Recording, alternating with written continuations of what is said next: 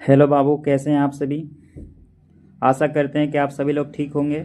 और आज हम लोग बात करने वाले हैं ट्वेल्थ बायोलॉजी। ट्वेल्थ बायोलॉजी का फर्स्ट यूनिट जो चैप्टर हम लोग का है जीवों में जनन, ठीक ना। रिप्रोडक्शन इन ऑर्गेनिज्म है। तो हम यहाँ पे रिप्रोडक्शन इन ऑर्गेनिज्म के बारे में एक संक्षिप्त एक शॉर्ट नोट्स आप लोग को देने जा रहे हैं। और इस चैप्टर आप लोग एकदम पूरी एकदम ध्यान से सुनिए सर। और इस क्लास के लास्ट तक आप बने रहिए। चाहे तो आप इस क्लास को ना एक से अधिक बार सुन सकते हैं। जितना सुनिएगा उतना ही आप लोग के लिए ज़्यादा फायदेमंद होने वाली है। और एनसीईआरटी के जितना सारे टॉपिक है, सारे के सारे टॉपिक इसमें ना हम एक्सप्लेन करने वाले हैं।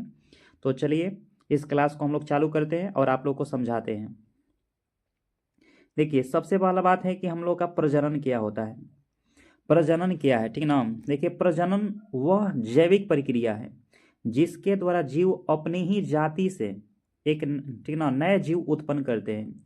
और उनकी प्रजाति में निरंतरता कंटिन्यूअस जो कंटिन्यूटी है वो बनी रहती है। क्या रहती है? बनी रहती है। यानी कि मतलब प्रजनन जीव हम कह सकते हैं कि किसी जीव के अंतर्गत कोई भी जीव हो उनमें प्रजनन एक सामान्य प्रक्रिया भी है। समान प्रक्रिया है। चाहे तो वह लैंगिक रूप से जनन करते हैं या तो जीव भाई साहब अलैंगिक रूप से जनन करते हैं। और जनन के बाद जो है अपने जैसे क्या करते हैं, वह अपने जैसा या तो अपने जैसा जीव बनाएंगे या तो अपने जैसे नए जीव बनाएंगे। क्या बनाएंगे? नए जीव का उत्पत्ति करेंगे। उसको क्या बोलेंगे? प्रजनन बोलेंगे। यहाँ पे लिखे हैं कि जीव अपने ही जाति के नए जीव, अपने ही जाति के नए जीव।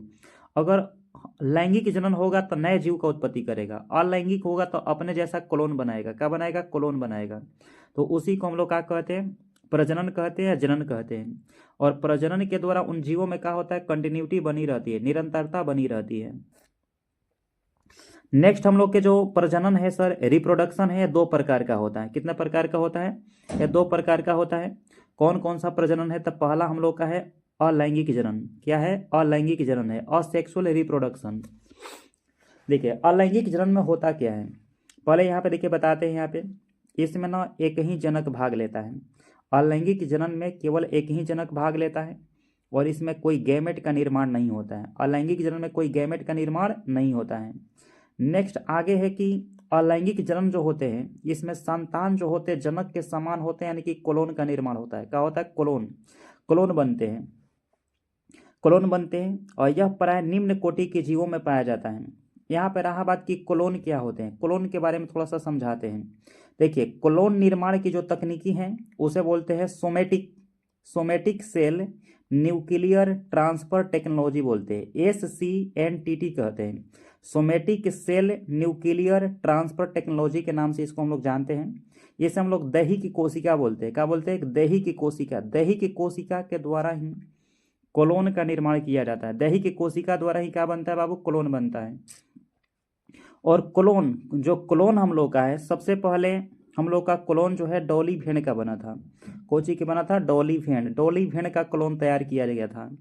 और के तैयार किया था? तो इलियान इलियान इलियान बिलमेट, ठीक ना। इलियान बिलमेट और बिलमेट बस नाम बोलते हैं। इलियान बिलमेट उनका पूरा नाम है। इलियान बिलमेट और उनके साथ ही ने मिल करके डॉली भेड़ का सबसे पहले क्लोन तैयार किए थे। और क्लोन जो है सबसे पहले तैयार हुआ था कब? 1996 में। कब? 1996 में। और भारत में क्लोन कहाँ बनता है? तो अगर इंडिया का बात करें सर, कि इंडिया में हम लोग का क्लोन कहाँ बनता है? तो करनाल हरियाणा। करनाल, ठीक ना। करनाल हरियाणा, यानी कि हरियाणा में एक हरियाणा के अंदर एक जगह है करनाल है, वहीं पे क्लोन बनाता है। कौन बनाता है? तो नेशनल डेयरी, ठीक ना। नेशनल डेयरी इंस्टीट्यूट, ठीक ना। जो हम लोग का डेयरी है, नेशनल डेयरी इंस्टीट्यूट जो करनाल हरियाणा है, तो वही हम लोग को क्लोन का क्या करता है? तैयार करता है। क्लोन जो है ना पशुओं पंछियों का क्लोन बनाया जाता है, ठीक ना। लगभग अभी 300 प्लस प्रजातियों का क्लोन बनाया जा चुका है। 300 प्लस प्रजातियों का क्लोन बनाया जा चुका है। और मानव के क्लोन जो है, ह्यूमन क्लोन का अगर बात करें तो मानव क्लोन पे अभी तक क्या है? प्रतिबंध लगाया गया। मानव के क्लोन बनाना मतलब इस पे बनाने के लिए भारत सरकार, चाहे जो केंद्र सरकार है, चाहे वर्ल्ड जो हम लोग के जो आपका राष्ट्रीय सरकार है, तो हम इस पे मतलब कानून बना के रखा है कि हम मानव के क्लोन को बना नहीं सकते हैं, ठीक ना। अगर मानो कलोन बनाते तो एक जैसा, चाहे आप अपने जैसा खुद कलोन दो चार को तैयार कर लेते हैं, एक मतलब कहीं कहीं पे अपने आप को खड़ा कर लेते हैं, तो इस तरह से बहुत सारी समस्याएं उत्पन्न हो सकती है। इसलिए मानव के कलोन नहीं बनाया जाता है, इस पर प्रतिबंधित है भारत सरकार द्वारा, राष्ट्रीय सरकार अपने द्वारा। नेक्स्ट यहाँ पे है कि यहाँ पे कोलोन के मतलब बता रही है कि कोलोन में जैसे दही की कोशिका, बोले कि सोमेटिक सेल यूज करते हैं, दही की कोशिका यूज करते हैं। जो दही की कोशिका है, दही के कोशिका हम लोग को यूज करते हैं, सोमेटिक सेल यूज करते हैं। तो इसके अंतर्गत जैसे हम रक्त ले सकते हैं, रक्त में हमको आरबीसी नहीं लेना है, प्लेटलेट डब्ल्यूबीसी ले लेंगे, क्योंकि आरबीसी के अंतर्गत हम लोग को केंद्रक नहीं पाया जाता है, ठीक ना। वैसा आपको सोमेटिक सेल लेना है जिसमें केंद्रक हो, जैसे रक्त ले लेंगे सर भाई साहब, उनकी मांसपेशी ले लेंगे, मांसपेशी ले सकते हैं, त्वचा ले सकते हैं, त्वचा ले सकते हैं, मांसपेशी त्वचा ले लेंगे। इसके अलावा हम मतलब इसके अलावा हम यानी कि उनकी और भी सारे मतलब कोशिकाएं यूज कर सकते हैं, बस हम आरबीसी को यूज करके हम वहाँ पे क्लोन को निर्माण नहीं कर पाते। एग्जाम में पूछता है कि किसके द्वारा क्लोन नहीं बनाया जाता है, तो आरबीसी द्वारा क्लोन नहीं बनता है। बाकी डब्ल्यूबीसी, प्लेटलेट हो, मांसपेशी हो, त्वचा हो, इन सब को मतलब लेकर के क्लोन तैयार किया जा सकता है। नेक्स्ट क्लोन के बारे में और थोड़ा सा बता दें एक लाइन कि क्लोन क्यों बनाए जाते हैं, क्लोन बनाने का क्या पर्पज है। देखिए क्लोन बनाया जाता है जैसे पशुओं का क्लोन बना रहे हैं तो दूध उत्पादन के लिए, भेड़ का क्लोन बना रहे हैं तो ऊन उत्पादन के लिए। इसके अलावा भाई साहब हम जैसे मान लो छोटे मोटे और भी, जैसे मान लो कुक्कुट पालन है जैसे, तो उनको हम मांस उत्पादन के लिए, मछली का क्लोन बना रहे हैं मांस उत्पादन के लिए, ठीक है ना। तो इसलिए वहाँ पे क्लोन तैयार किया जाता है, दूध उत्पादन, मांस उत्पादन प्लस में ऊन उत्पादन के लिए क्लोन को तैयार किया जाता है। तो चलिए क्लोन के बारे में सारे बातें आप लोग को समझा दी। क्लोन होते क्या हैं, तो फिर से एक लाइन बता दें। क्लोन जो होते हैं एकदम फोटोकॉपी जीव होते हैं, एक दूसरे के एक समान, यानी कि जो उनकी मातृ कोशिका होगी, क्लोन के अंतर्गत जो मातृ कोशिका होगा, तो मातृ कोशिका का ऑल गुण, उनके सारे के सारे गुण जो होगा, रंग रूप सारे के सारे उनके पुत्री कोशिका में देखने के लिए मिलेगा। यानी कि मदर सेल से उनके डॉटर सेल में जो गुण प्राप्त होगा, सबके सब एक समान प्राप्त होगा। अब क्लोन में बताइए कौन सा विभाजन होगा, क्लोन बनाना है जब समान गुणसूत्र मिले तो बताइए कौन सा समसूत्री विभाजन होगा, क्या होगा, समसूत्री विभाजन, ठीक है ना। समसूत्री विभाजन में क्या होता है कि जो मदर सेल होते हैं और डॉटर सेल होते हैं, दोनों में एक समान गुण देखने के लिए मिलता है, मदर सेल और डॉटर सेल में समान गुण देखने के लिए मिले, वही होता है आपका क्लोन। क्या होता है बाबू, क्लोन। क्लोन के मतलब हम सकल, फोटोकॉपी, रंग रूप हर तरह से एकदम मतलब एक जैसा। चलिए नेक्स्ट आगे चलते हैं हम लोग कि अलैंगिक जनन में कौन कौन से प्रकार हैं। देखिए अलैंगिक जनन के यहाँ पे प्रकार देखें तो पहला हो गया यहाँ पे द्विखंडन, इसमें आ गया अमीबा। क्या आ गया, अमीबा। अमीबा जो है द्विखंडन विधि से क्या करते हैं, अपने आप को दो भागों में तोड़ करके, अपने आप को दो भागों में तोड़ करके और अपने जैसे क्या करते हैं, अपने जैसे जनक यानी कि जीव की उत्पत्ति करते हैं, उसे हम लोग कहते हैं द्विखंडन कहते हैं। क्या कहते हैं, द्विखंडन। उसके बाद है बहुविखंडन, जैसे प्लाज्मोडियम एग्जाम्पल है, क्या है, प्लाज्मोडियम। तो बहुविखंडन में जैसे प्लाज्मोडियम जो है अपने आप को दो भागों में, चाहे दो से अधिक भागों में क्या करेगा, तोड़ेगा। ये अपने आप को दो भागों में तोड़ सकता है, या दो से अधिक भागों में क्या करेगा, विखंडित करेगा। और दो से अधिक भागों में विखंडित करने के बाद अपने जैसा क्लोन बनाएगा, अपने जैसे जनक का उत्पत्ति करेगा।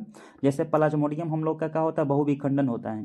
नेक्स्ट अगला हम लोग का है मुकुलन, जिसे हम लोग कलीकरण कहते हैं, कलीकरण कहते हैं। ये होता है हाइड्रा के अंदर, ईस्ट के अंतर्गत होता है। हाइड्रा ईस्ट में क्या होता है, बडिंग, ठीक है ना, बड निकलती है, कली का विकास होता है।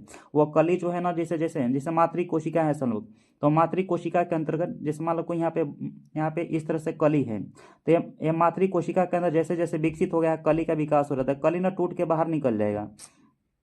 इस कली से एक नए मतलब जीव को उत्पत्ति हो जाएगा, पुनः यहाँ से, ठीक ना, पुनः यहाँ से मतलब नए जीव को उत्पत्ति हो जाएगा इस कली के माध्यम से। उसी को हम लोग क्या कहते हैं, कलीकरण कहते हैं या मुकुलन के नाम से जानते हैं। इसका एग्जाम्पल हम लोग का हाइड्रा है और ईस्ट है। हाइड्रा हो गया, ईस्ट हो गया। देखिए हाइड्रा हो जाएगा और ईस्ट हो गया। इसमें मुकुलन की प्रक्रिया होती है।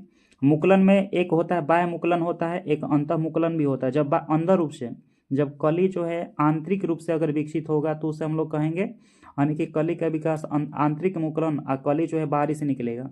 जैसे मान लो कोई यहाँ पे जीव इस तरह से बना दिए, अब इसके अंदर से कली का विकास हो रहा है तो आंतरिक मुकुलन है, और बाहर से कली का विकास होगा तो बाह्य मुकुलन है।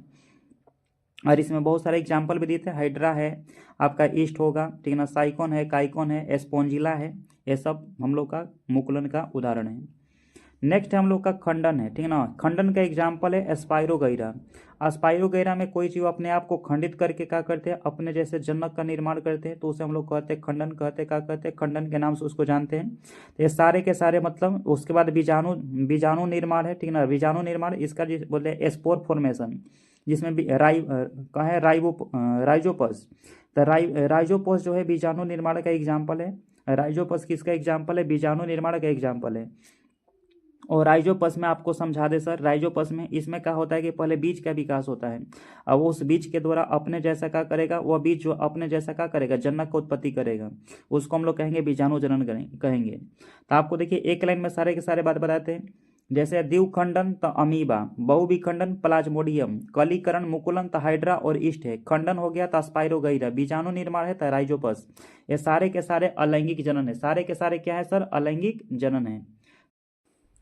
तो ये सारे के सारे जो हम लोग का है क्या है बाबू, हम लोग को सारे के सारे जो ना अलैंगिक जनन है, क्या है, अलैंगिक जनन है। सारे के सारे जो है अलैंगिक जनन का ये सब एग्जाम्पल है। नेक्स्ट आगे हम लोग चलते हैं, लैंगिक जनन, सेक्सुअल रिप्रोडक्शन। जो लैंगिक जनन होता है इसमें दो जनक भाग लेते हैं। क्या जनक भाग लेता है, दो जनक भाग लेता है। नर और मादा गैमेट बनते हैं। इसमें नर का अलग, नर गैमेट क्या बोलते हैं, शुक्राणु, मादा गैमेट क्या बोलते हैं, अंडाणु। नर गैमेट को बोलते हैं शुक्राणु, मादा गैमेट को क्या बोलते हैं, अंडाणु। तो नर और मादा गैमेट जो है इसमें बनते हैं। और गैमेट का संलयन जो होता है निषेचन, जब गैमेट शुक्राणु का यानी कि जब स्पर्म हो गया, मेल गैमेट क्या है, स्पर्म है, शुक्राणु है। मादा गैमेट क्या है, ओवुम, अंडाणु है, क्या है, ओवुम है, अंडाणु है, ओवुम अंडाणु है। और जब आपस में इसका संलयन होता है इसी को क्या कहते हैं, निषेचन कहते हैं। क्या कहते हैं, निषेचन। बताइए निषेचन कहाँ होता है, तो फैलोपियन ट्यूब के अंतर्गत होता है। निषेचन कहाँ होता है, फैलोपियन ट्यूब में। फैलोपियन ट्यूब जो होता है, मादा का जो फैलोपियन ट्यूब होती है उसी ट्यूब के अंतर्गत क्या होता है, निषेचन होता है। नेक्स्ट अगला क्वेश्चन है कि संतान में, अगला है कि हम लोग को जो लैंगिक जनन होती है, संतान में वेरिएशन पाई जाती है, संतान के अंतर विभिन्नता देखने को मिलता है। क्योंकि इसमें कौन से विभाजन होती है, लैंगिक जनन में ना हम लोग का अर्धसूत्री विभाजन होता है। कौन से विभाजन होता है, अर्धसूत्री विभाजन होती है। जबकि लैंगिक अलैंगिक में कौन सा विभाजन होता था, समसूत्री। कौन था, समसूत्री। लेकिन लैंगिक में अर्धसूत्री विभाजन होती है। इसके मुख्य चरण भी है यहाँ पे। हम लोग का लैंगिक जनन का पहला है कि इसमें गैमेट का निर्माण होता है, निषेचन प्रक्रिया होती है, भ्रूण का विकास होता है, जाइगोट का भी निर्माण होता है। क्या होता है बाबू, जाइगोट युग्मनज का विकास होता है। ये सारे के सारे जो है हम लोग का लैंगिक है। प्रजनन का यहाँ पे क्या महत्व है, प्रजनन का यहाँ पे महत्व हम थोड़ा देख लेते हैं। प्रजनन का महत्व है कि प्रजातियों की निरंतरता बनी रहती है, ठीक है ना। प्रजनन का महत्व जो है प्रजातियों की निरंतरता जो बनी रहेगी, प्लस में उसमें आनुवांशिक विभिन्नता देखने को मिलेगा। प्रजनन का महत्व क्या है, चाहे जनन का महत्व है, चाहे जनन क्यों आवश्यक है, जनन क्यों जरूरी है, तब प्रजातियों में निरंतरता देखने को मिलता है। उनमें मतलब हेरिडिटी वेरिएशन देखने के लिए मिलता है। प्लस में विकास और अनुकूल में क्या होते हैं, सहायक होते हैं।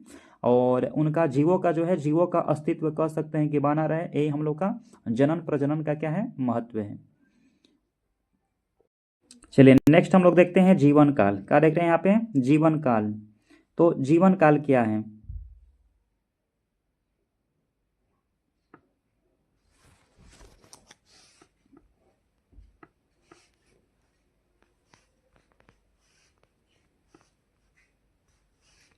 देखिए जीवन काल आप लोगों को समझाते हैं कि जीवन काल क्या होता है, ठीक है ना। जीवन काल या हम लोग के देखिए, किसी जीव के जन्म से लेकर उसके प्राकृतिक मृत्यु तक का जो समय होता है, कुल अवधि होती है, वो कहलाता है जीवन काल कहलाता है। किसी जीव के मतलब जन्म से लेकर के, उसके जन्म से लेकर के उसके प्राकृतिक मृत्यु तक का जो समय होता है उसको क्या कहते हैं, जीवन काल कहते हैं, ठीक है। नेक्स्ट आगे है कि प्रत्येक प्रजाति का जीवन काल निश्चित और प्रजाति विशेष होता है, यानी कि सभी जीवों का जीवन काल एक जैसा नहीं होता है, सबका जीवन काल जो है ना अलग अलग होता है। जीवन काल आनुवंशिकता जो जीन्स है और पर्यावरण के प्रभाव पर भी पड़ता है, यानी कि हम लोग को जो हेरिडिटी है ना, वो पर्यावरण पर भी इसका मतलब प्रभाव पड़ता है जीवन काल में। कुछ जीवों का जीवन काल, नेक्स्ट है कि कुछ जीवों का जीवन काल बहुत कम होता है, जबकि कुछ जीवों का जीवन काल बहुत ज़्यादा दिन का होता है। सभी जीव एक समान, यानी कि सभी जीवों का जो जीवन काल है वो एक जैसा नहीं है। कुछ ज़्यादा जीने वाले, ठीक है ना, कुछ यहाँ पे कुछ जो है अधिक जीने वाले, तो कुछ कम जीने वाले जीव होते हैं।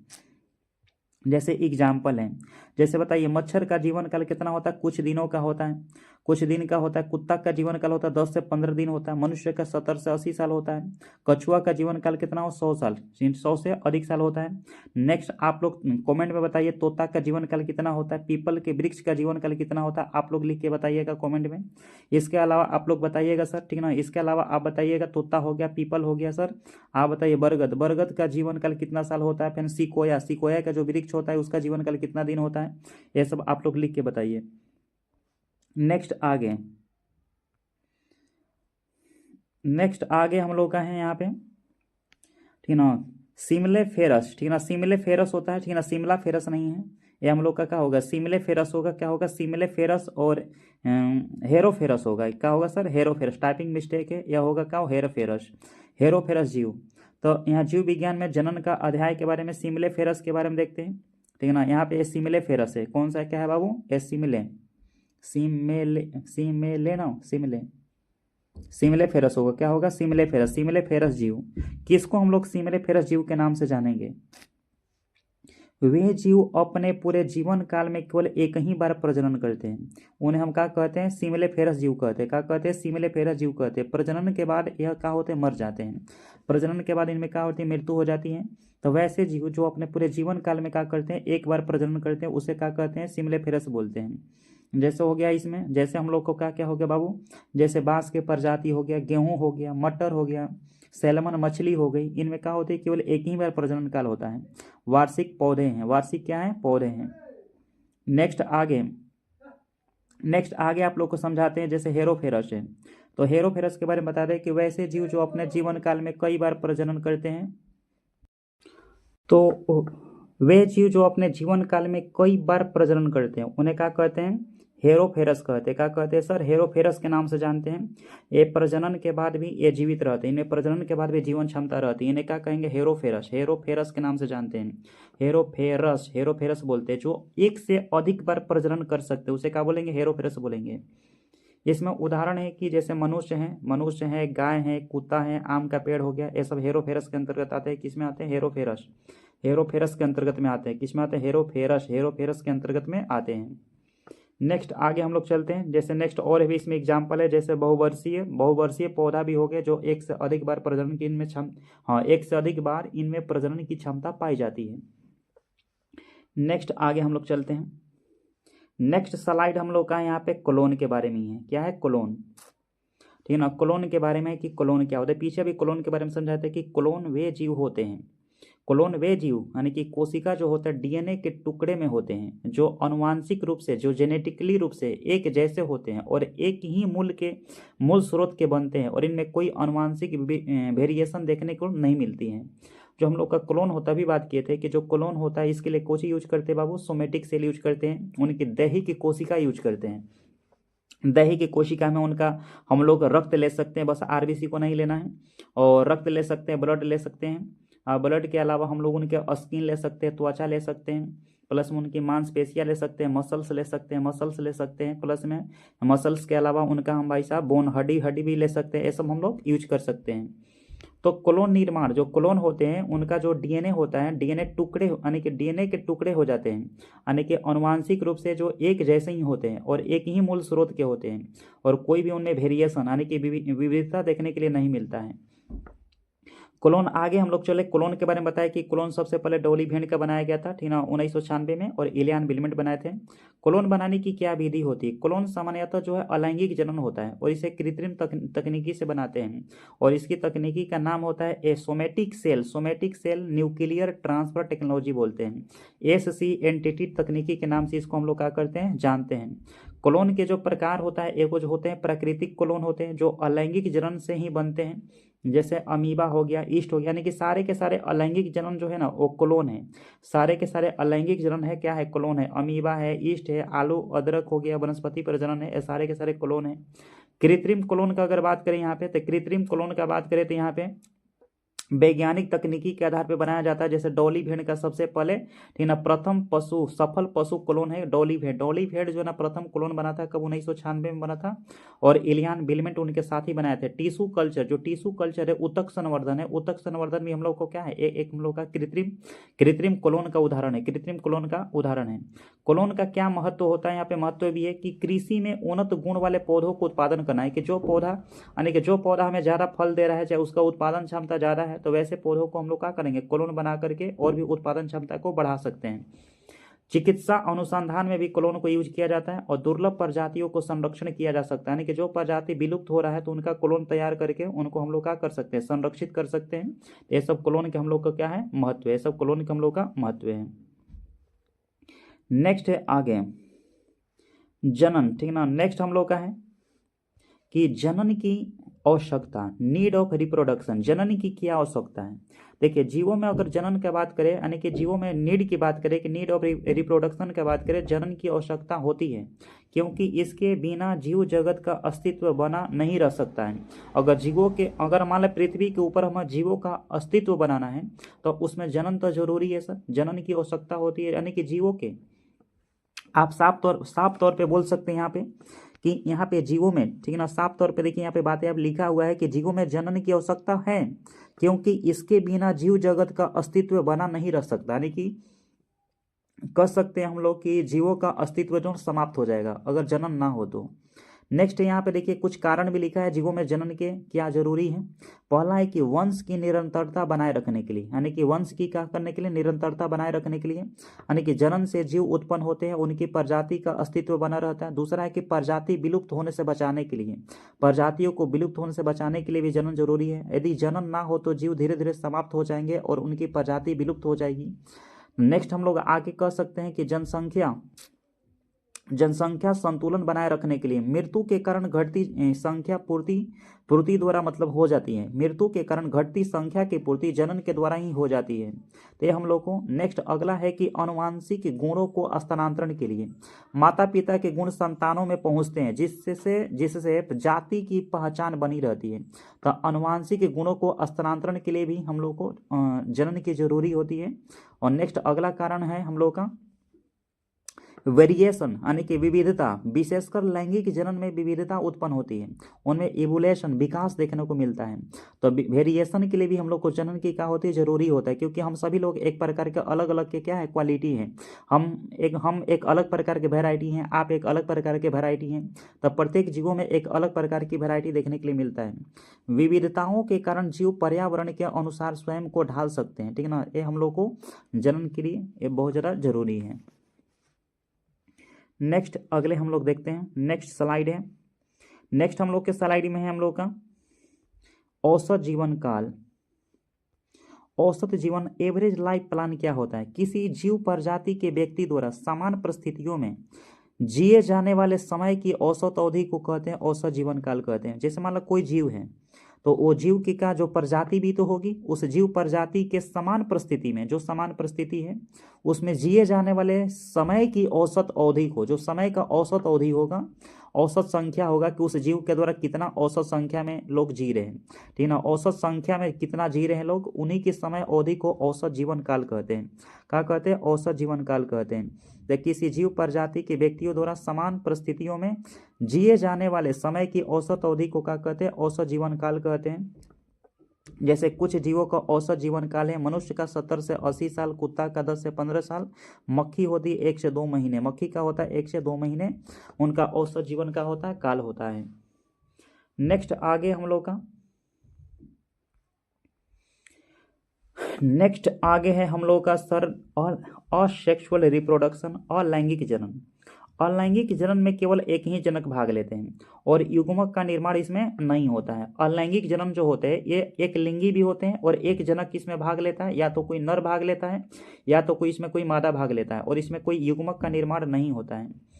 नेक्स्ट अगला है कि पहला इसमें होता है फिजन। क्या होता है फिजन, यह एक जीव विभाजित होकर नए जीव बनाते हैं। यह एक प्रकार के अलैंगिक जनन होते हैं, इसमें एक जीव जो होते हैं विभाजन होकर क्या बनाते हैं, एक से एक नए जीव का क्या करते हैं, निर्माण करते हैं उसी के जैसा। नेक्स्ट है बाइनरी फ्यूजन हो गया, द्विखंडन। ये में अमीबा पैरामीशियम है, अपने आप को 2 भागों में तोड़ करके दो भागों में तोड़ करके, ठीक ना, अपने जैसे जीव को क्या करते हैं, निर्माण करती हैं। नेक्स्ट है बहुखंडन होता है, मल्टी फ्यूजन हो गया, जैसे प्लाज्मोडियम है, अपने आप को दो भागों में, चाहे दो से अधिक, नहीं सॉरी सर, अपने आप को दो से अधिक भागों में तोड़ लेती हैं और तोड़ करके भाई साहब क्या करता है, अपने जैसा जीव बनाता है, क्लोन बनाता है, वो हो गया बहुखंडन। नेक्स्ट हम लोग का बर्डिंग है, क्या है बर्डिंग है, मुकुलन है, क्या है मुकुलन। तो जनक के शरीर पे कली बनता है, क्या बनता है, कली बनता है, या कली हम लोग का जैसे मतलब कोई जनक है, इसमें कली या तो अंदर बनेगा या तो कली बाहर बनेगा, या कली यहाँ से टूट जाएगा, टूटने के बाद एक नए मातृ कोशिका, ये मदर सेल है, ये हम लोग के देखिए कली जो है ना डाउटर सेल है। तो जैसे ही मदर सेल हम लोग को धीरे धीरे विकसित होगा तो ये कली भी विकसित होगा, कली विकसित होने के बाद बाहर निकल जाएगा, इसी को हम लोग क्या कहते हैं, बर्डिंग कहते हैं, क्या कहते हैं, बर्डिंग कहते हैं। इसका एग्जाम्पल है ईस्ट और हाइड्रा। ईस्ट और हाइड्रा जो है, इसमें क्या होता है, देखिए क्या लिखें कि जनक के शरीर पे कली बनता है और जो अलग होकर नया जीव का करता बना देता है, यानी कि मदर सेल से अलग हो जाता है, नया जीव बना लेता है, उसी को हम लोग कहते हैं बर्डिंग कहते हैं। नेक्स्ट अगला हम लोग का खंडन है, क्या है, खंडन है, फ्रेगमेंटेशन है, शरीर के टुकड़े होकर के नए जीव बनते हैं, जैसे स्पाइरोगैरा, इसमें शरीर में अपने आप को क्या करते हैं, अपने बॉडी को, अपने शरीर को खंडित कर लेते हैं और नया जीव बना लेते हैं, अपने जैसा बना लेते हैं, तो उसको हम लोग खंडन कहते हैं, जैसा स्पाइरोगैरा है। नेक्स्ट है बीजाणु निर्माण है, स्पोर फॉर्मेशन। स्पोर फॉर्मेशन के अंतर्गत होता है कि बीजाणुओं द्वारा, बीजाणु से नए जीव का निर्माण होता है, जैसे फंगस है, राइजोपस है, म्यूकर है। फंगस के अंतर्गत ही आते हैं राइजोपस, म्यूकर है, और इसमें कैसा जनन होता है सर, बीजाणु, स्पोर फॉर्मेशन होता है, क्या होता है, स्पोर फॉर्मेशन। नेक्स्ट हम लोग को रीजनरेशन, ठीक ना, पुनर्जनन कह सकते हैं, या इसे पुनरुद्भवन के नाम से जानते हैं। शरीर का वह भाग जो नया जीव बना लेता है, जैसे प्लेनेरिया है, स्टारफिश है, फिर इसमें छिपकली भी हो जाएगी, क्या हो जाएगी, छिपकली के अंतर्गत भी आ जाएगी, जो अपने पुनः अंगों को क्या करती है, विकास कर लेती है, पुनः अपने अंगों का विकास कर लेती है, इसे हम लोग कहते हैं रीजनरेशन के नाम से इसको जानते हैं। नेक्स्ट अगला है कि शाकीय जनन है, जिसे काई के जनन के नाम से भी जानते हैं, वेजिटेटिव प्रोपोगेशन, वेजिटेटिव प्रोपागेशन। कहता पौधों में जड़, तना, पत्ती, नए पौधे, कहता नए पौधे बनते हैं, जैसे आलू है, अदरक है, ब्रायोफिलम है, ये सारे के अंदर जो है काई की जनन प्रक्रिया होती है। काई की जनन में एगो हम प्राकृतिक तौर पे जड़ हो गया, तना हो गया, जड़ तना हो गया, पत्ती यूज करते हैं, जड़ तना पत्ती यूज करते हैं, ठीक है ना, जड़ तना क्या करते हैं बाबू, पत्ती यूज करते हैं। जबकि इसमें आर्टिफिशियल तौर पे अभी आगे सब लिखे हैं, आर्टिफिशियल तौर के आधार पे इसमें ग्राफ्टिंग, कटिंग, ये सारे प्रक्रिया किया जाता है। चलिए नेक्स्ट स्लाइड में हम लोग को देखने के लिए मिलेगा, यहाँ पे आ गया कायिक जनन।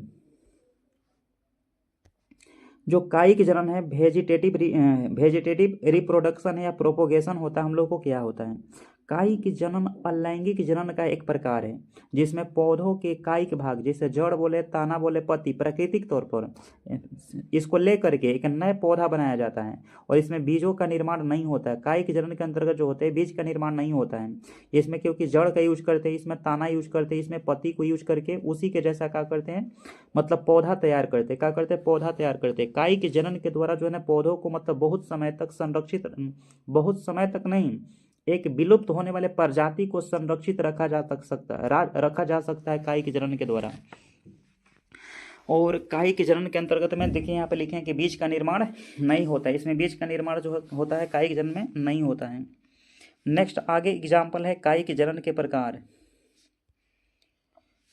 कायिक जनन के प्रकार देखें तो यह प्राकृतिक कायिक जनन होते हैं, और प्रकृति के कायिक जनन के अंतर्गत में पौधों के कौन कौन से भागों के यूज करते हैं, नीचे लिखे हुए हैं, जैसे जड़, ठीक ना, जड़ में जैसे शकरकंद हो गया, और डहलिया का पौधा हो गया, उनको यूज कर सकते हैं। ताना में आलू हो गया, आलू है, अदरक है, प्याज हो गया, ये सब ताना के अंतर्गत में हम लोग स्टीम के अंतर्गत में यूज कर लेते हैं। और पत्ती के अंतर्गत में क्या यूज करते हैं, ब्रायोफिलम जो है कायिक जनन के अंतर्गत पत्ती के रूप में इसका यूज किया जाता है। कृत्रिम कायिक जनन क्या होता है, तो कृत्रिम कायिक जनन के अंतर्गत में यहाँ पे मानव के द्वारा जो किया जाता है, जो मानव के द्वारा पौधों में क्या किया जाता है, वहाँ पे कुछ हार्मोन्स के द्वारा उसमें जड़ का विकास कर लिया जाता है, जैसे IAA इंडोल एसिटिक एसिड हो जाएगा, indole IBA indole butyric acid है, और एक होता है NAA बोले तो नेप्थिलीन एसिटिक एसिड है। इन हार्मोन के द्वारा पौधों को क्या किया जाता है, उसमें जड़ विकास कर दिया जाता है। पौधों को कटिंग करने के बाद, चाहे लेयरिंग करने के बाद, ग्राफ्टिंग करने के बाद उसमें जड़ का विकास किया जाता है, उसी को कहते हैं मानव द्वारा किया गया कायिक जनन या कृत्रिम कायिक जनन के नाम से जानते हैं। जैसे पहला कटिंग है, जैसे गुलाब हो गया, गन्ना हो गया, ऊख का खेती जो होता है, ईख जो होता है ना, ईख या ऊख बोलते हैं हम लोग बिहार में, ऐसा आप लोग क्या बोलते हैं, आप लोग समझिए आपके गाँव देहात में। ईख बोलते हैं। तो ईख को भी हम लोग क्या करते हैं, उसको कटिंग करके उसमें कली का विकास कर लेते हैं, पुनः उसमें जड़ का विकास हो जाता है। तो हम लोग को कटिंग विधि द्वारा काई की जनन हो गया। एक लेयरिंग होता है, लेयरिंग जो होता है बड़े बड़े जो लचीली जो बड़े बड़े जो मतलब झाड़ीनुमा जो पौधा होता है उनमें होता है, जैसे चमेली हो गया। चमेली के पौधे में जैसे मान लो बहुत से बड़ा सा पौधा है, उस पौधे के जो ना उसके आधार वाले जो तना होगा उसको जमीन से दबा दिया जाता है, फिर उसको मिट्टी ऐसे लगा देते हैं, फिर वहाँ से जड़ का विकास हो जाता है। उसी को कहते हैं लेयरिंग कहते हैं। क्या कहते हैं? लेयरिंग। ग्राफ्टिंग जैसे आम के पौधा में ग्राफ्टिंग होता है, यानी कि तना को काट लिया जाता है। ग्राफ्टिंग में क्या होता है, नीचे वाला जो तना होता है ना वो जंगली पौधा के लिया जाता है, ऊपर वाला तना कोई भी ले सकते हैं। यहाँ पे जोड़ के इस तरह से बांध देते हैं, वहाँ पे हार्मोन का छिड़काव करके वहाँ जड़ का विकास कर लेते हैं। उसी को हम लोग ग्राफ्टिंग कहते हैं। क्या कहते हैं? ग्राफ्टिंग कहते हैं। नेक्स्ट है टिश्यू कल्चर। टिश्यू कल्चर में जैसे केला होता है, आक्रीड होता है। केला और आक्रीड का जो खेती होता है वो ऊतक संवर्धन के माध्यम से उसमें प्रजनन कराया जाता है। कायिक जनन का महत्व क्या है? कायिक जनन का महत्व है कि कम समय में अधिक पौधे का विकास हो जाता है और मातृ पौधे जैसे ही उनमें गुण वाले क्लोन, मातृ पौधे के जैसा ही उसमें पौधे का विकास होता है। और बीज बनाने वाले पौधे में, बीज ना बनने वाले पौधों में कायिक जनन कराया जाता है, यानी कि जैसे जिस पौधा में बीज का निर्माण नहीं हो रहा है, चाहे बीज बनाने की क्षमता खो दिया है, तो उसमें कायिक जनन को करा करके उस पौधे के प्रजाति को संरक्षित रखा जा सकता है। चलिए नेक्स्ट अगला स्लाइड में चलते हैं हम लोग। नेक्स्ट अगला अगला अगला स्लाइड है हम लोग को लैंगिक जनन का महत्व, इंपॉर्टेंस ऑफ सेक्सुअल रिप्रोडक्शन। देखिए लैंगिक जनन वह प्रक्रिया है जिसमें एक ही जनक से, सॉरी सर, यह अलैंगिक जनन का महत्व है, ठीक है ना। और सेक्सुअल रिप्रोडक्शन है, तो अलैंगिक जनन जो है, अलैंगिक जनन वह प्रक्रिया होता है जिसमें एक ही जनक से संतान की उत्पत्ति होती है, यानी कि इसमें दो जनक भाग नहीं लेते हैं। अलैंगिक के अंतर्गत दो जनक भाग नहीं लेते हैं, इसमें एक ही जनक से क्या किया जाता है, संतान की उत्पत्ति होती है। पहला इसमें महत्व है, महत्व इसका है कि इसमें मतलब तीव्र गति से प्रजनन होता है, तेज प्रजनन होता है। अलैंगिक जनन में कम से कम समय में अधिक संख्या में संतानों की उत्पत्ति होती है, अधिक संख्या में संतानों की उत्पत्ति होती है। नेक्स्ट अगला है कि ऊर्जा और समय की बचत होती है, इसमें युग्मक का निर्माण, संयोग हो गया आदि की आवश्यकता नहीं होती है। इसमें ऊर्जा और समय की क्या होता है, बचत होता है, क्योंकि इसमें गैमेट का निर्माण नहीं होता है, बस सेल का विभाजन हो जाता है और लैंगिक जनन हो जाती है। नेक्स्ट है अनुकूल परिस्थितियों में लाभकारी होता है। कहते हैं स्थिर और अनुकूल वातावरण में यह जो है जनन जो है अत्यंत सफल होता है। स्थिर और अनुकूल वातावरण में जनन क्या होता है, यानी कि इसके लिए एक अनुकूल वातावरण भी चाहिए। ये नहीं कि अलैंगिक जनन हम कहीं पे जाके कश्मीर में जाके करा दे पौधा के, तो नहीं हो पाएगा। यानी कि अलैंगिक जनन के लिए हमको अनुकूल परिस्थिति की क्या होती है, जरूरी होती है, अनुकूल परिस्थिति में लाभकारी होता है। देखिए इस टॉपिक का मतलब यह है कि हम मतलब जहाँ पे जैसे मतलब कश्मीर है सर, कश्मीर में हम वहाँ पे क्या कर सकते हैं, कश्मीर के अंतर्गत में हम पौधा का विकास जब नहीं हो पा रहा है तो वहाँ पे अलैंगिक जनन के द्वारा वहाँ पौधा को विकास कर सकते हैं, उनके प्रजाति को वहाँ पे संरक्षित किया जा सकता है। नेक्स्ट अगला क्वेश्चन है कि समान गुण वाले, ठीक ना, इसमें समान गुण वाले संतान जैसे उत्पन्न संतानों के जनक से समान क्लोन बनती है, इसमें समान क्लोन का निर्माण होता है जिससे उपयोगी गुण उनका सुरक्षित रखा जा सकता है। निम्न और सरल जीवों में उपयोगी जैसे बैक्टीरिया हो गया, अमीबा है, ईस्ट है, शैवाल आदि में जीवन चक्र बनाए रखना, ठीक ना, जीवन चक्र में बनाए रखना। जैसे अमीबा को लंबे समय तक संरक्षित रख सकते हैं, ईस्ट को, बैक्टीरिया को उनको संरक्षित रखा जा सकता है, ठीक ना, शैवाल को संरक्षित रखा जा सकता है, उनके जीवन चक्र को बना सकते हैं। ये सब अलैंगिक जनन का क्या है, महत्व है। और वनस्पति प्रजनन में उपयोग जैसे आलू है, गन्ना, अदरक है, पौधा का तेज और सरल तरीका से उत्पादन संभव हो सके, ये सब अलैंगिक जनन का क्या है, महत्व है। नेक्स्ट भाई साहब बंगाल का आतंक पौधा। नेक्स्ट स्लाइड में आ गया हम लोग के, ठीक है ना, हाइकिंथ वाटर जिसे जलकुंभी के नाम से जानते हैं। यह तेजी से फैलने वाला पानी में रहने वाला पौधा होता है जो झीलों, तालाबों, नदियों में बड़ी संख्या में फैल जाता है और इसके कारण पानी का प्रवाह बाधित हो जाती है और जल जीवन की मछलियाँ, जल पंछी जो है इन पे बुरा असर पड़ता है, चाहे मर भी जाती हैं। क्योंकि जलकुंभी जहाँ पे होता है भाई साहब वो तेजी से फैलता है, प्लस में यह कहाँ पे, नदी में, तालाब हो गया, नदी हो गया, झीलों में पाए जाते हैं, वो ठीक ना, यहाँ पे पाए जाते हैं, झील में, तालाब में, ठीक ना, नदी में पाए जाते हैं, बड़ी संख्या में पाया जाता है। और पानी से ना ऑक्सीजन को अवशोषित कर लेते हैं, तो जलीय जीव पंछी पर भी बुरा असर पड़ता है। जलकुंभी का यहाँ पे देखिए नेक्स्ट कुछ बातें हैं, वैज्ञानिक नाम। जलकुंभी के जो वैज्ञानिक नाम जो है हम लोग का इसका जो वैज्ञानिक नाम है इकोरिना इकोरिना क्रेसिपिस। इकोरिना जो क्रेसिपिस जो है इसके वैज्ञानिक नाम भी क्या है, वैज्ञानिक नाम भी है। नेक्स्ट है कि यह अत्यधिक प्रजनन करने वाले पौधे होते हैं और कभी कभी जलमग्न क्षेत्र को पूरी तरह से क्या कर लेते हैं, ढक लेते हैं। देखिए बंगाल में पूरी तरह से ढकने के कारण ही बंगाल का इसे आतंक कहते हैं, क्योंकि पूरी तरह से ये सुंदरता के कारण बंगाल के लोगों ने इसे अपने मतलब जलीय क्षेत्र झीलों में लगाए थे, लेकिन वहाँ पे पूरे बंगाल के सारा झील तालाब सबको मतलब पूरी तरह से क्या करता है, ढक लेता है और पानी से ऑक्सीजन को क्या कर लेता है, अवशोषित कर लेता है, इसीलिए इसको बंगाल को का आतंक के नाम से इसको जानते हैं। नेक्स्ट है यहाँ पे है कि इसे बंगाल का क्या कहते हैं, आतंक कहते हैं। इसमें कौन सा जनन होती है सर, तो इसमें ना अलैंगिक जनन होता है। इसमें क्या होता है, अलैंगिक जनन होता है। अलैंगिक जनन के द्वारा बहुत तीव्र गति से क्या होती है, इसमें रिप्रोडक्शन होती है, बहुत ज़्यादा फैल जाता है। नेक्स्ट आगे हम लोग का है, नेक्स्ट स्लाइड जो हम लोग का है, यहाँ पे लैंगिक जनन का महत्व है। अब आ जाइए लैंगिक जनन में। लैंगिक जनन वह प्रक्रिया होता है जिसमें नर और मादा दो युग्मक जो है इसमें संलयन होते भाग लेते हैं। यानी कि एक तरफ हम लोग के फीमेल हो गए, एक तरफ जो हम लोग का मेल, जैसे ये हम लोग का मेल है, ये फीमेल है। यहाँ मेल के पास कितने गुणसूत्र होता है, 23 गुणसूत्र। कौन कौन, एक्स वाई। और फीमेल के पास होता है एक्स गुणसूत्र होती है। तो इन दोनों का जब आपस में संलयन होता है तो हम लोग को 46 गुणसूत्र मिलता है, जिसमें हम लोग को दो का होता है, दो हम लोग का सेक्स क्रोमोसोम होता है। यानी कि यहाँ पे कह सकते हैं कि मेल सेक्स क्रोमोसोम जो होता है XY होता है, एक फीमेल सेक्स क्रोमोसोम जो होता है XX होती है। और जब इनका आपस में संलयन होता है तो 44 ऑटोसोम्स प्लस में 2 सेक्स क्रोम का निर्माण होता है, टोटल 46 गुणसूत्र बनते हैं। इसी को हम लोग क्या कहते हैं, युग्मक संलयन बोलते हैं। और इसी संलयन से हम लोग को जाइगोट, गैमेट, गैमेट के बोले तो मतलब बोले तो एक भाई साहब पुरुष का गैमेट जो हो गया स्पर्म हो गया, मादा गैमेट हो गया अंडाणु हो गया, आपस में जब संलयित होता है तब जाके हम लोग को लैंगिक जनन होता है। नेक्स्ट है देखिए लैंगिक जनन में होती क्या है, अनुवांशिक विविधता उत्पन्न होती है। लैंगिक जनन के अंदर क्या होता है, एक वेरिएशन देखने को मिलता है। लैंगिक जनन में पिता माता के गुणों का मिश्रण होता है, जिसमें संतानों में वेरिएशन देखने के लिए मिलती है। उनके माता के तरफ से गुण देखने के मिलेगा, उनके पिता के तरफ से गुण देखने के लिए मिलेगा, तो हम लोग को वहाँ पे वेरिएशन देखने के मिलती है। ठीक है ना। इवोल्यूशन विकास में सहायक होता है। लैंगिक जनन जो होता है कि विकास में सहायक होता है, ठीक है ना, विकास में क्या होता है, सहायक होता है। कहता है विविधता के कारण जीव बदलते वातावरण के अनुसार स्वयं को ढाल सकते हैं, जिसमें नई प्रजातियों का विकास होना संभव होता है। लैंगिक जनन जो है अपने आप को मतलब वातावरण के अनुसार भी विकसित कर सकते हैं, लेकिन अलैंगिक जनन अपने आप को विकसित नहीं कर सकते हैं।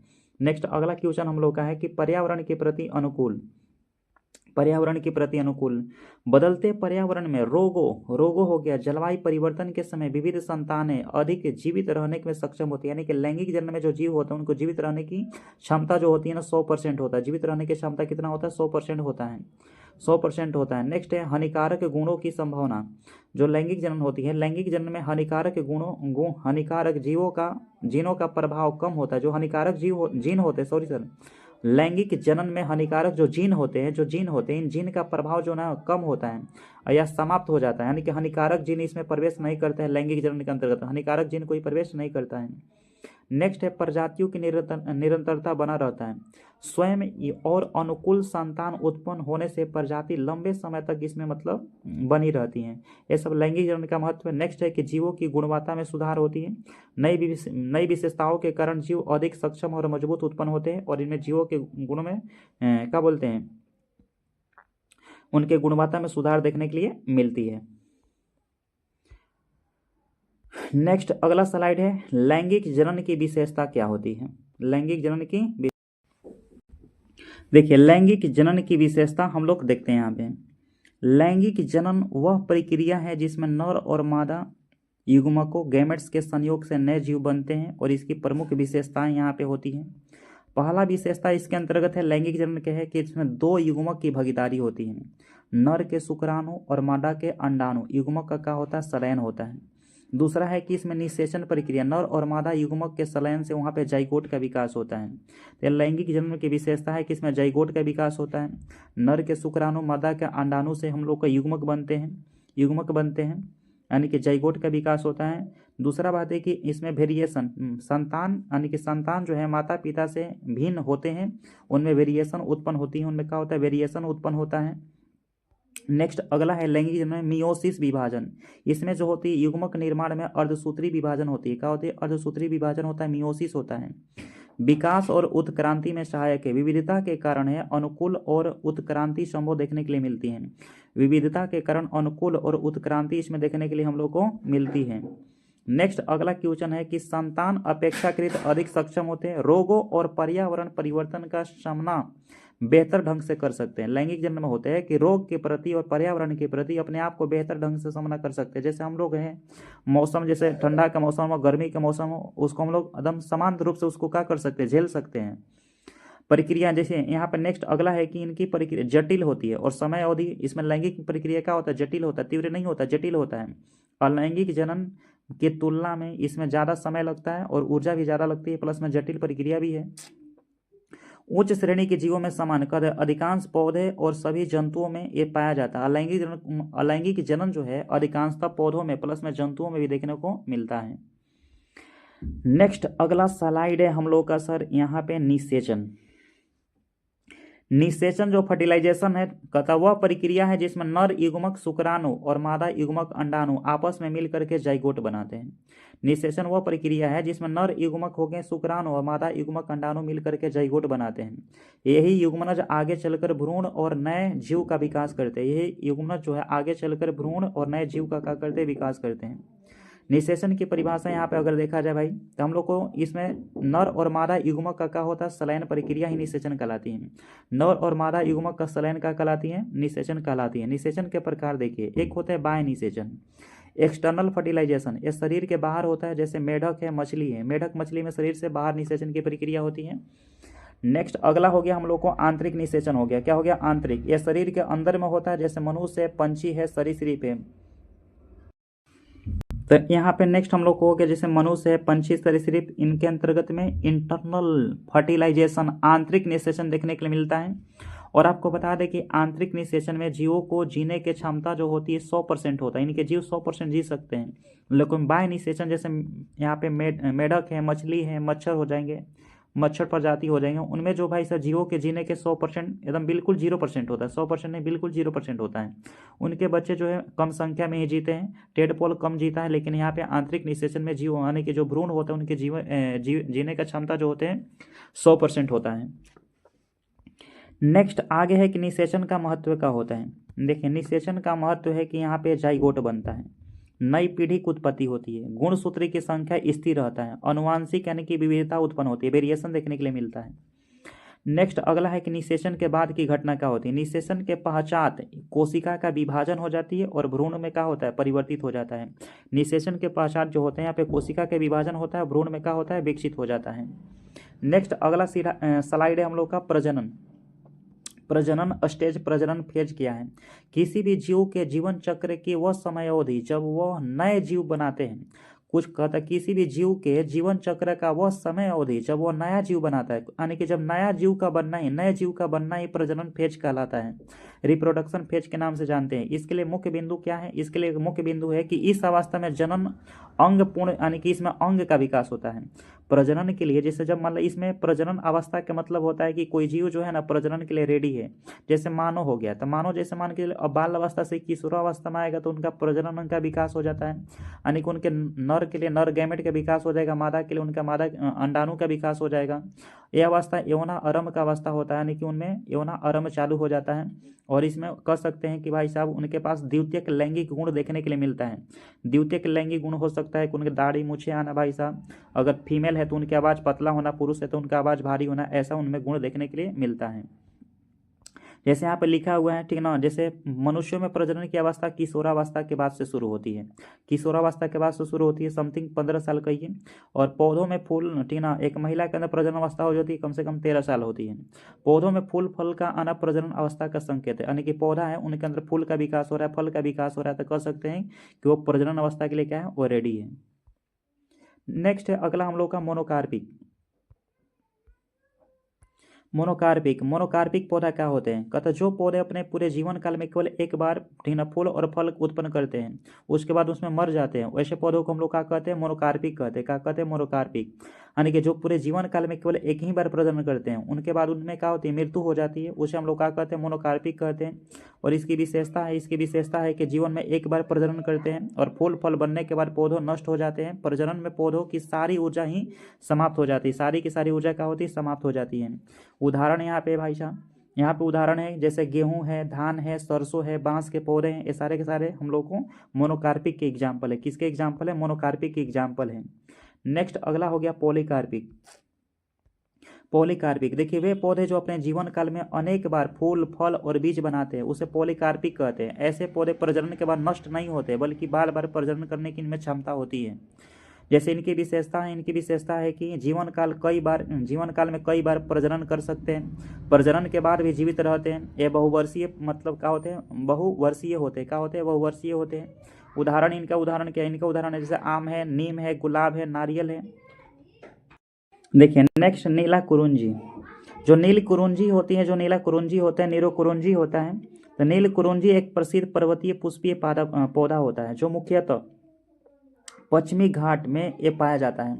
पश्चिमी घाट बोले तो उसे तमिलनाडु है, केरल है, महाराष्ट्र है, उस सब एरिया में, कर्नाटक के एरिया में देखने के लिए मिलता है। और यहाँ पे नील कुरुंजी के जो वैज्ञानिक नाम है, वैज्ञानिक नाम दिया है एस्ट्रोबिलेंथिस और कुंथीना एस्ट्रोबिलेंथिस कुंथीना। और इसका कौन से परिवार का मतलब है, किस परिवार कुल का आता है, तो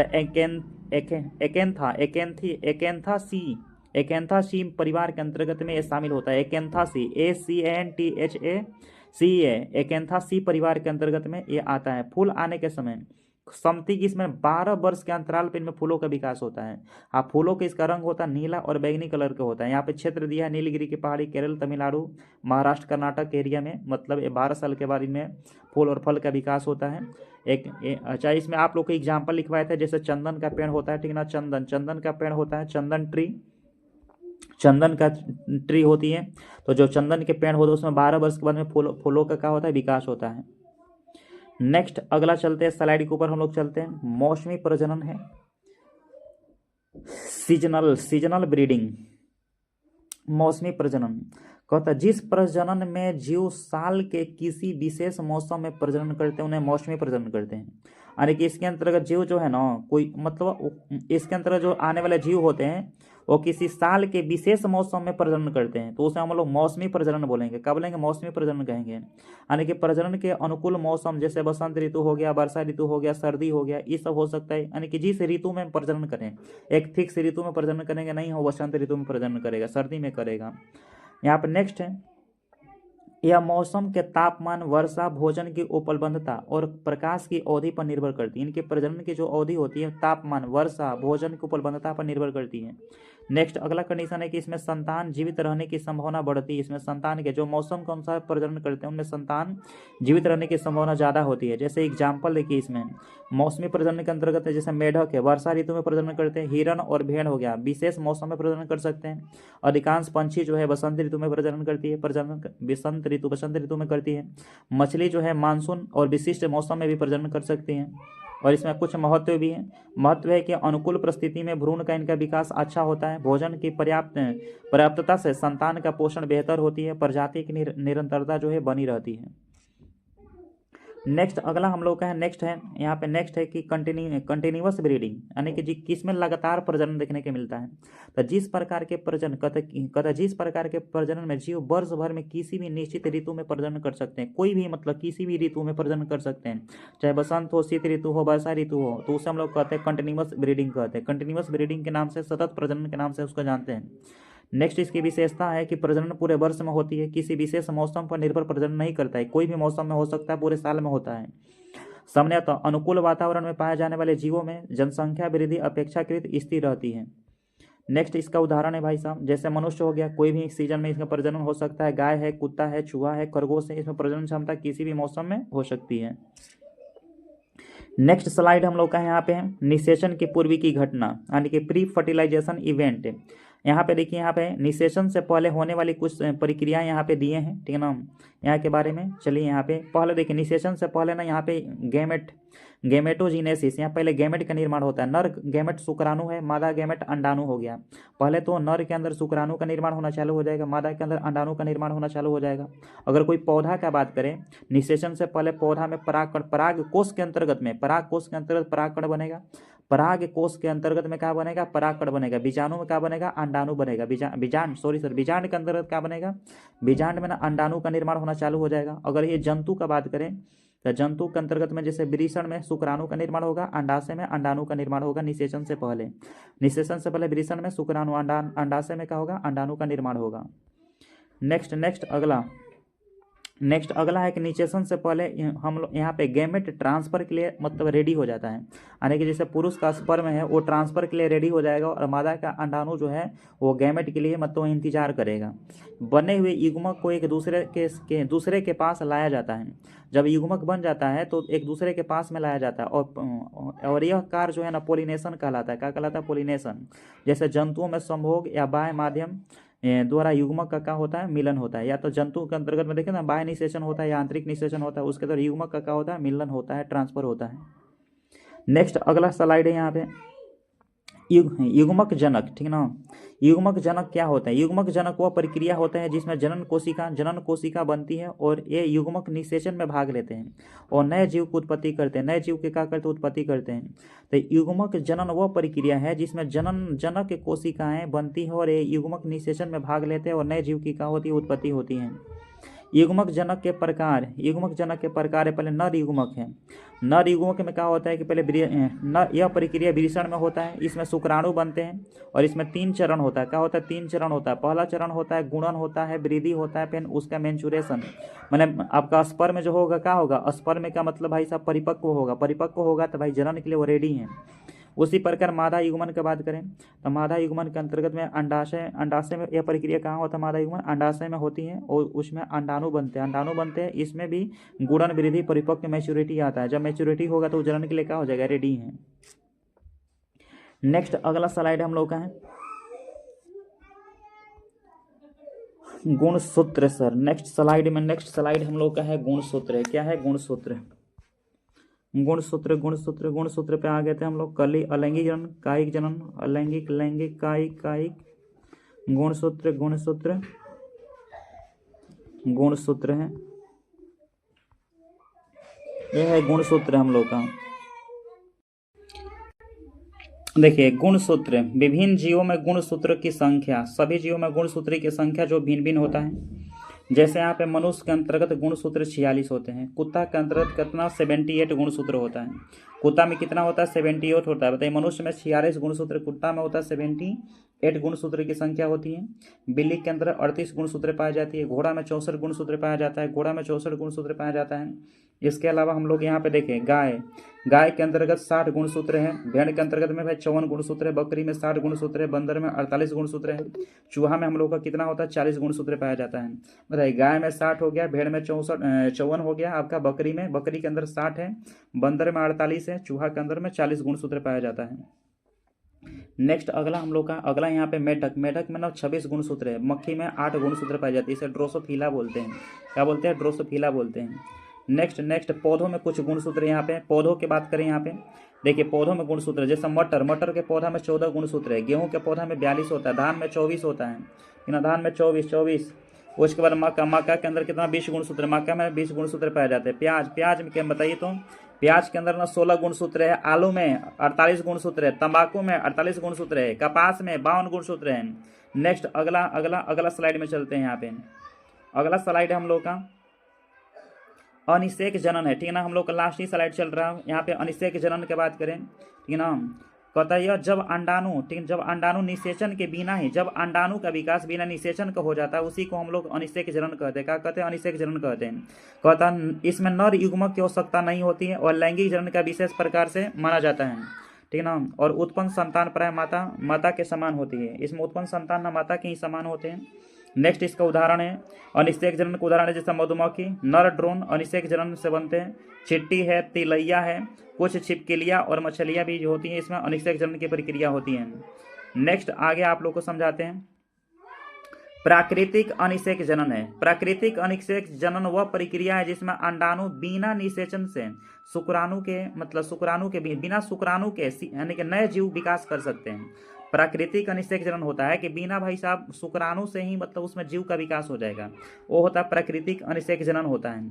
आप लोग थोड़ा नोटबुक देख लीजिएगा। यह अलैंगिक जनन का एक भाग है और संतति मतलब मातृ जीव के समान होते हैं। जनन तेजी से होता है, ऊर्जा की बचत होती है, अनुवांशिक विविधता इसमें कम देखने के लिए मिलता है।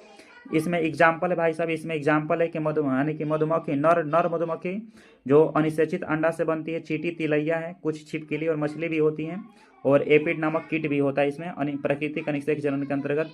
यह हम लोग का लास्ट स्लाइड है, कृत्रिम अनिषेक जनन है। कृत्रिम अनिषेक जनन के अंतर्गत हम लोग थोड़ा बात करते हैं, ये हम लोग का लास्ट स्लाइड है।